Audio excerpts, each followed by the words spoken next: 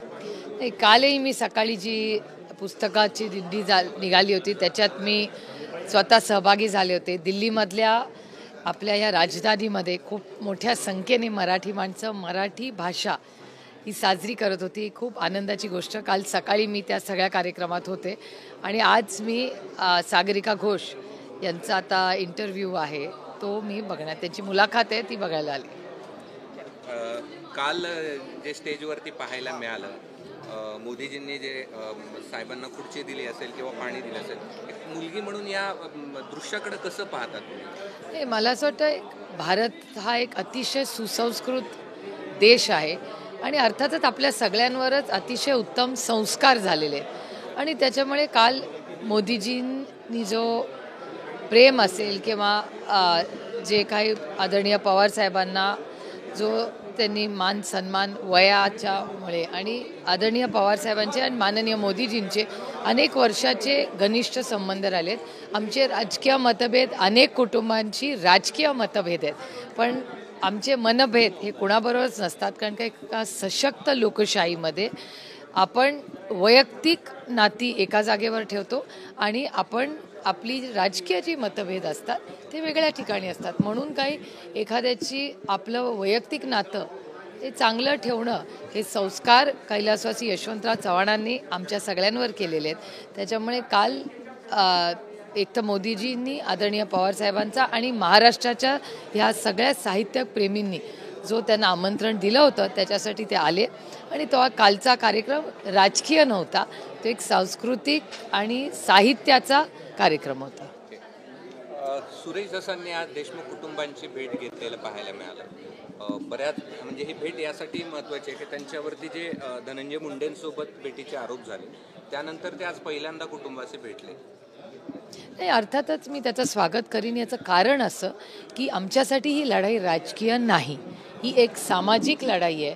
महाराष्ट्राच्या एका कुटुंबावर ज्या क्रूर पद्धतीने हत्या झाली आहे, परभणी असेल किंवा बीडमध्ये दोन्ही घटना असतील, मग देशमुख कुटुंब असेल त्यांच्यावर झालेला अन्याय, त्यानंतर मुंडे कुटुंब, महादेव मुंडेंची जी पद्धतीने हत्या झाली, 1.5 वर्ष त्यांची बायको ही लढते झगडते आणि परभणीमध्ये झालेली घटना, या तिन्ही घटना प्रचंड अस्वस्थ करणाऱ्या आहेत. आणि आमची एवढीच मागणी आहे की त्या तिन्ही कुटुंबांना न्याय मिळावा. आणि कृष्णा अंधारे अजूनही फरार आहेत. मग इतके दिवस झाले, एवढं तंत्रज्ञान असताना 72-73 दिवस झाले, ते सापडत कसे नाहीत? मी स्वतः माननीय मुख्यमंत्र्यांना पत्रही केलं आहे, मी वेळही मागितलेली आहे. मला अजून वेळ दिलेली नाही त्यांनी, पण मी पुन्हा एकदा त्यांची वेळ मागितलेली आहे. म्हणजे सातत्याने मागते. ते मला वाटतं काल दिल्लीला वगैरे आले होते आणि त्याच्यामुळे आजी त्यांच्याकडे वेळ मी मागितलेली. मला वाटतं ज्या दिवशी मी गेले 18 तारखेला, मी 17 तारखेला त्यांना रिक्वेस्ट टाकली आहे की मला वेळ पाहिजे.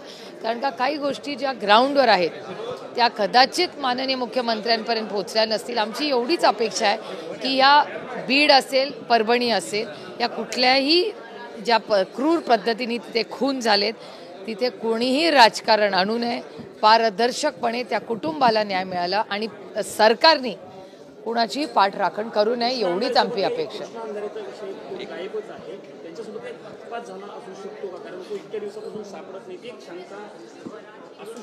नाही, संदीप क्षीरसागरांनीही हा मुद्दा मांडला होता आणि मलाही आश्चर्य वाटतं की जवळपास 72-73 दिवस झाले एक माणूस सरकारला सापडत नाही.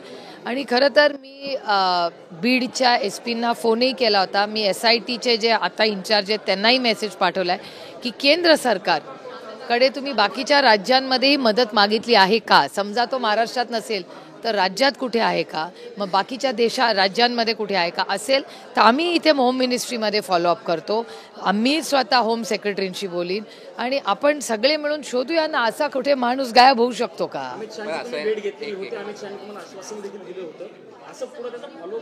नाही, मी स्वतःच फॉलोअप करणार. मला वाटतं 8-10 दिवस जाऊ द्यावे म्हणून मी वाट बघते. 8-10 दिवस 2-3 गोष्टीची आश्वासनं मागच्या सेशनमध्ये दिली. माननीय अमितभाई शहांनी एक शब्द दिला होता की ते जातीने लक्ष घालून न्याय मिळेल. पहिला मुद्दा. शिवराज सिंग चव्हाणजींनी शब्द दिला होता की महाराष्ट्रातल्या जे जे कृषी घोटाळे झालेत, मग तो विम्याचा घोटाळा असेल किंवा युरियाचा घोटाळा असेल, अनेक घोटाळे झालेले आहेत कृषी मंत्रालय, त्याची पूर्ण इन्क्वायरी हे शिवराज सिंग चव्हाण साहेब लावतील. त्यामुळे या दोन्ही मंत्र्यांनी महाराष्ट्रात झालेले हत्या, एक्स्टॉर्शन आणि भ्रष्टाचार या सगळ्याची इन्क्वायरी लावतील असा शब्द महाराष्ट्राला दिलेला आहे. त्याच्यामुळे पुढच्या काही दिवसामध्ये आता पुन्हा एकदा 10 तारखेला जेव्हा सेशन सुरू होईल तोपर्यंत 10 दिवस आपण वेळ देऊया सरकारला आणि मग 10 तारखेला सेशन सुरू झाल्यावर मी दोन्ही मंत्र्यांची भेट घेणार आहे. असं की आज जेव्हा सुरेश धस त्या गावामध्ये पोहोचले होते त्यावेळेस गावकऱ्यांनी हात उंचावून सांगितलं की तुमची जरी भेट झाली असेल तरी आम्हाला तुमच्यावरती विश्वास आहे, कारण या भेटीमुळे धसांच्या विश्वासार्हतेवरती प्रश्नचिन्ह निर्माण झालं होतं.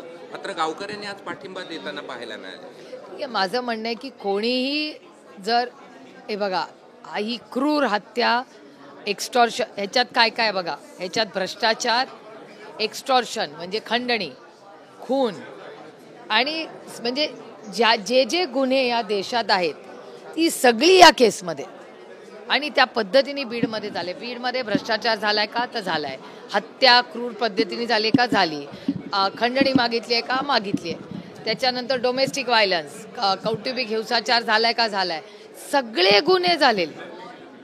कुठला गुन्हा राहिलायचा तुम्हीच मला सांगा. त्याच्यामुळे आमची विनंती आणि माझ्या देवेंद्रजींकडून खूप अपेक्षा आहेत. एक तर त्यांना मला असं वाटतं की ते एक सुसंस्कृत नेतृत्व आहे आणि त्याचबरोबर त्यांच्याकडून जास्त अपेक्षा, एवढं मोठं मॅन्डेट महाराष्ट्राने त्यांना दिलं आहे, एवढ्या मोठ्या संख्येने आमदार तुम्हाला निवडून दिलेत, लोकांनी विश्वास तुमच्यावर टाकला आहे, त्यांच्याकडून न्यायाची अपेक्षा करायची तर कोणाकडून करायची. आणि त्याच्यामुळे मला आश्चर्य वाटतंय की 72 दिवस लागलेच कसे देवेंद्रजी मुख्यमंत्री असताना. गावकऱ्यांनी त्यांच्या पाठीशी उभा राहिले दसांच्या.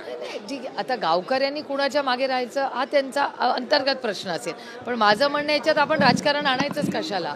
आपण सगळ्यांनी मिळून त्या कुटुंबाला न्याय मिळावं ह्याच्यासाठी आपण प्रयत्न केला पाहिजे. आणि सरकारकडून तर हीच आमची अपेक्षा आहे की सरकारने कुणाचीही पाठराखण करू नये. जो कोणी खुनी असेल, ज्यांनी भ्रष्टाचार केला असेल, ज्यांनी खंडणी मागितलं असेल, ह्या देशामध्ये खंडणी मागणं हा गुन्हा आहे, त्याला PMLA ED लागते. तर ह्या केसमध्येही वेगळा कुणाचीही पाठ राखतो, कितीही मोठा नेता असू दे, मंत्री असू दे किंवा कोणी असू दे, त्याची पाठ राखण करू नये एवढीच आमची मागे.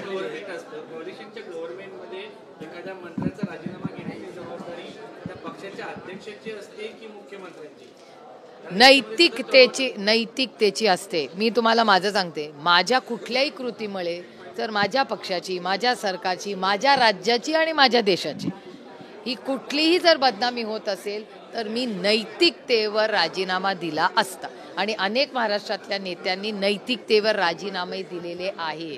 ही महाराष्ट्राची संस्कृती राहिलेली आहे. सीमा भागात एक घटना घडली. महाराष्ट्राच्या ST महामंडळाच्या चालकाला काळं भेट असलेला आहे. कन्नड रक्षण वेदिकेनं सध्या दोन्ही राज्यातली आंतरराज्य वाहतूक जी आहे ती पूर्णपणे बंद आहे. मला वाटतं माझी विनंती राहील की महाराष्ट्राच्या माननीय मुख्यमंत्री आणि परिवहन मंत्रींनी तातडीने कर्नाटकला कॉन्टॅक्ट केलं पाहिजे आणि नक्की काय झालं याची माहिती घेऊन ह्याच्यातून अतिशय शांततेच्या मार्गाने मार्ग काढला पाहिजे.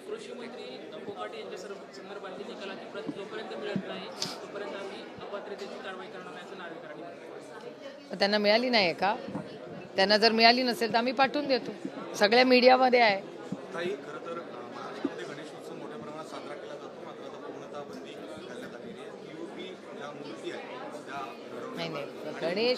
गणेश ह्याला नाही, मूर्तीच्या उत्सवाला नाही घातलेली, त्या पर्यावरणासाठी एक सूचना आलेली आहे. त्यामुळे महाराष्ट्र सरकारने त्याचा विचार करून केला असेल तर बघूया, त्यांच्याकडून माहिती अजून काढूया की नक्की काय त्यांचं पॉलिसी आहे. आणि जर असेल तर इथून पुढे निर्णय लावावे. म्हणजे आपण जे म्हणतो आधीचे जे झालं असेल ते आपण बदलू शकत नाही, आपलं आज आणि उद्या आपण नक्की बदलू शकतो. त्यामुळे इन ॲडव्हान्सच महाराष्ट्र सरकारने त्यासाठी रूल्स आणि रेग्युलेशन्स लावले.